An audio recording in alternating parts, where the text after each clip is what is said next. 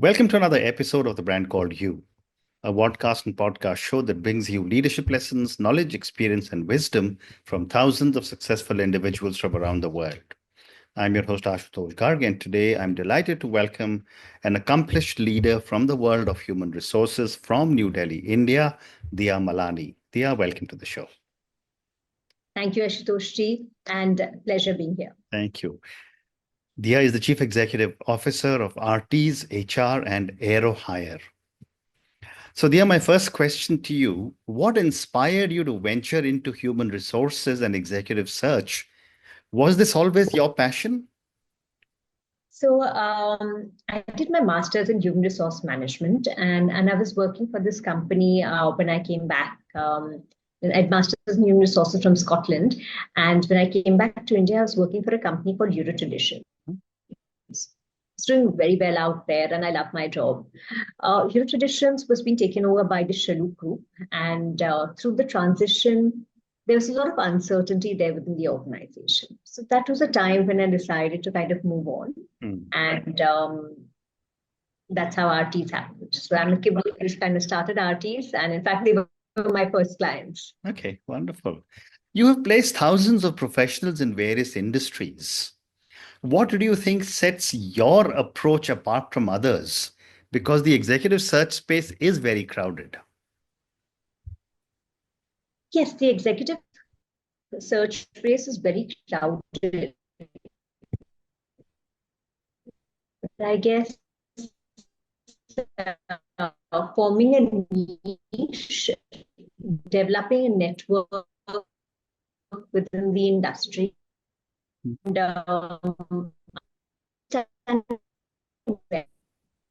sets us apart because we understand.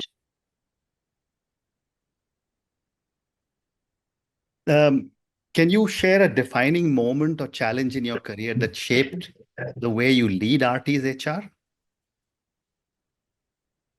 Yes, in fact, this was a couple of years ago, wherein we got an assignment that was there, wherein we had to hire some top-tier talent there for an airline. I'd kind of keep that confidential there, the airline kind of confidential. And during that time, when we were kind of doing the hiring process, that's kind of there, and the assignment was kind of going through, there was a lot of challenging moments there because there were a lot of people afraid of making a change due to the attrition in the industry, and it was yet evolving. There were airlines which were very, very stable within the country. There were people who felt that, this is not it's a very volatile sector. At that time, putting somebody there from outside and convincing them about the industry was a bit of a challenging moment there as well. And that kind of shaped how I lead Arteez, because in fact, doing employer branding and speaking about the candidate, about the client to the candidate as well is very, very important. So it kind of changed the perspective as well there. So let's talk about human resources and talent acquisition. What are some of the common hiring mistakes companies make, and how can they avoid these? So I think one of the common mistakes that companies make is assessing cultural and behavioral fitment.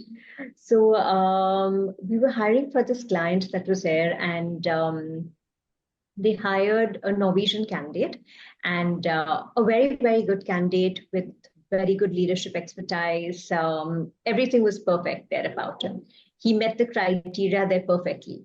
But what kind of didn't meet was, I guess, the values in which both of them functioned. So there was a fitment issue that was kind of there. So assessing the candidate based on not only the cultural expertise, also the behavioral patterns is something which is very, very important in assessment. Thank you. And how do you assess the cultural fit of a candidate when hiring them for top leadership roles? So the cultural fit is we assess them on very, very different parameters. We use a lot of data. We use a lot of data to analyze in terms of the insights that we get we have a set format by which we form grids and matrices. And that kind of gives us an insight there as to what the company is usually using in terms of what kind of leadership style do they really like. Do they like, for example, I'll give you an example that was there. Yeah. So when we were hiring for a particular, they wanted a leader for, an airline needed a leader there to take things forward. And they wanted mainly somebody who will drive innovation. So we found a candidate which really fit the criteria that was there. But leadership style was more autocratic. So we realized, in fact, we had to give the candidate a pass because we realized that the company, the organization needed someone which was more collaborative. So you need to test that leadership style, understand that there through various levels of conversations, and then kind of take them. Wonderful. And you're absolutely right. Culture is such an important factor in top leadership hiring. But I just want to continue that question a little more, that while you're making an assessment of a cultural fit from the candidate's perspective, how do you determine what is the culture within the organization that you're hiring for? So I guess depending on the culture of the organization, we understand the culture of the organization based on data. On seeing as to what kind of candidates have they been hiring lately. We keep that data that's kind of there with us there. We use those data insights there to even form what kind of, which helps us predict as to what is going to be, what is their hiring decision going to be. So that data helps us predict. And we use various assessments that are there to reach certain analysis to make a decision there as well. Then. Thank you. And what are some of the big challenges airlines and airports face in not only hiring, but retaining top talent? I would say both airlines and airports face very different challenges. The attrition rate in airports is relatively low. In fact, airports, people kind of stay for a longer period of time. Approximately, I would say they would stay for like 5 years plus. Okay. Whereas the attrition rate in airlines is higher. So airports face a challenge in the career development cycles. That's kind of there as to where the careers would lead. Because you'll really hear an airport shutting down. I mean, they would still be there. Yeah. But whereas airline, the attrition rate is relatively high. So in airlines, it's more of convincing the candidate, the employer, branding that kind of plays a key role. Whereas in airports, it's more of the career development that is there. Fair enough. And, based on all the work that I have done in the past, I've often seen search firms deal with very high-stake placements. Yes. What is the biggest challenge in placing senior executives? Okay, so this was a challenge that we kind of faced. That was there. We were hiring a CEO there for a very prominent organization that was there. And everything was, the fitment was perfect there. But the only thing was that he met the expertise, he had the experience, everything was there. But wasn't really convinced about the organization. So I guess convincing, it goes both ways. You need to kind of convince, have a series of meetings that are kind of arranged, and doing things under high confidentiality. Because these are things which need to be stuck only with the boardroom, making sure that you have your NDAs well in place, making sure that the fitment process is there. So there's a high confidentiality there on either sides, and there's no leakage of data. Very interesting. So that the transition kind of takes place very, very smoothly. Arteez HR is known for using data-driven insights, and you spoke about this a few minutes ago. How does data analytics enhance recruitment efficiency? Data analytics plays a major role in enhancing the recruitment efficiency, because data analytics helps you predict as to where things what kind of candidate will be a success. They give you a direction there, but I don't think it can kind of replace the thing. But what you do, because we use data analytics on a daily basis, Mhm. they help you predict the success there of a particular candidate. Right. It helps you more in terms of giving more details when you're using large number of data, doing bulk hiring there. It's very, very helpful because our grids and matrices, when we use that, we get our conclusions mainly through data analytics that are kind of there, that this candidate will be a success and no, this is going to be a reject, this is going to be a reject there, based on a series of patterns that are there. Well said. And how do you balance the human element with technology when it comes to search and in executive search? So the human element is something which cannot be replaced. Mm. Why it cannot be replaced is because technology is really advancing there. In fact, the blockchain technology, the predictive analysis, data analytics there, and even we use a lot of AI there. And AI gives you, it makes your work easier by giving you a set of profiles that are kind of there, giving you job matches that are kind of there. But you need the human element to develop relationships there between clients and candidates. Yeah. You need the human element to go beyond what is really there online, to what people who are not there on social media. To even tap those people there as well, you need the human element. Yeah. You need the human element to do the reference checks, the personal contact that's kind of there, to dive deeper into profiles and get their understanding there as well there. Because data analytics can only give you a surface level analysis, whereas the human element will give you an in-depth detailed thing as to what is really going to go ahead there.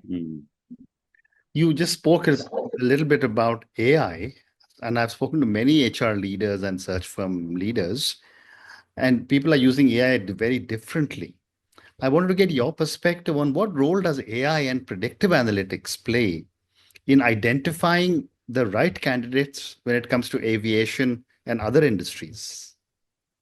AI plays a very, very essential role, and so does predictive analytics, because it helps you identify the pattern in which the candidate, whether it's going to be a select or a reject there. It gives you a definite form, and going ahead, AI will play a much larger role there as well there, because organizations are even moving ahead to understanding in terms of what is a virtual reality.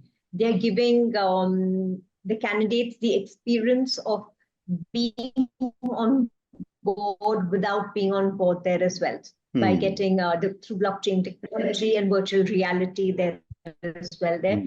So it's playing a very, very important role there going ahead. And how do you see HR tech and recruitment platforms evolving as you look ahead? So HR tech and recruitment platforms, they've come a long way, and they are evolving more in terms of giving matches, because HR tech now it gives you the job matches that are kind of there, and it gives you a huge while giving you the job matches that are there, what it doesn't do is the human element that we kind of spoke about there.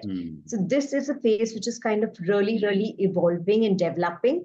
It's developing in a way by which technology is even moving towards having the virtual reality wherein a person experiences the organization before they kind of even join them. The other thing that has changed, Diya, over the last few years is this whole concept of remote work, hybrid work. How has remote work and hybrid leadership impacted executive hiring trends across different industries? So remote work is something which has become more of a necessity that's there, because a lot of people are not they're not comfortable with going back to office there. And a lot of organizations now want candidates to kind of come back to office after COVID there as well there, because they want to experience people being in office again, because an environment in office does make a difference.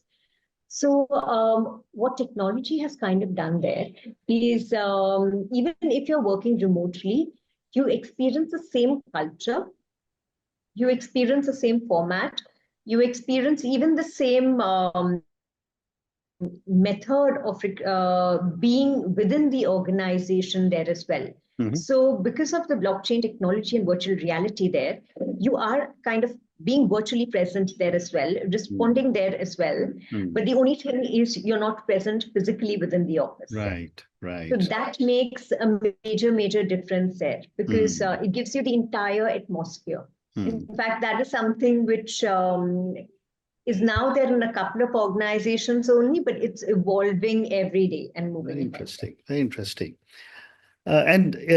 The aviation industry has traditionally been quite male dominated. What strategies can help employers increase diversity in leadership roles? In fact, that's correct. The aviation industry is increasingly male dominated there.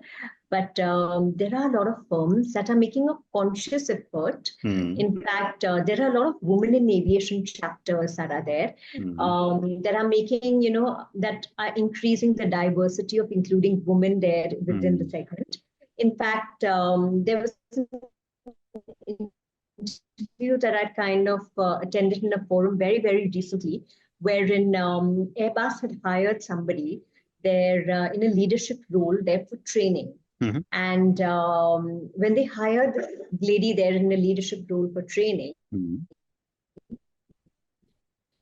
she was training people in some kit, in sign language that is there, in understanding different sign language, and she herself was blind.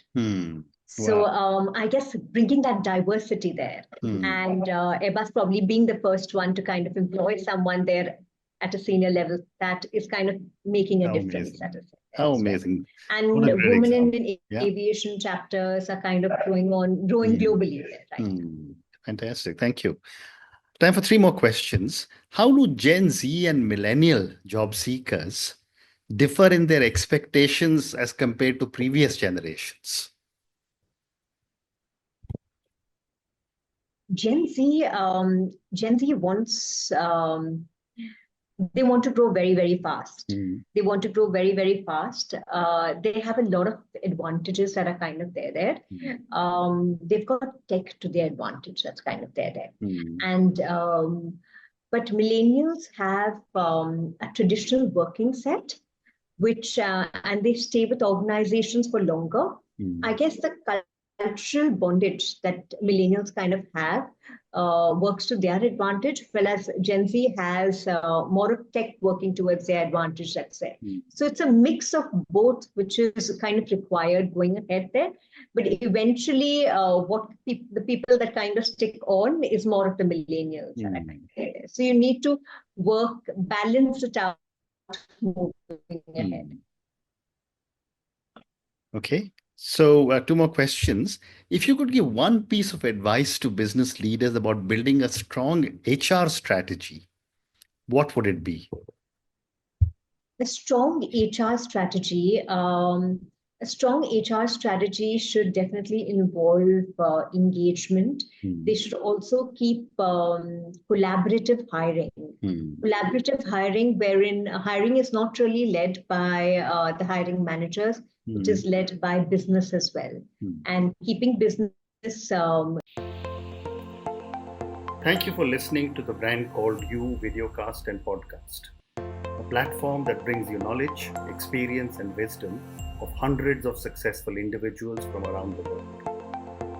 Do visit our website www.tbcy.in to watch and listen to the stories of many more individuals. You can also follow us on YouTube, Facebook, Instagram, and Twitter. Just search for the Brand Called You.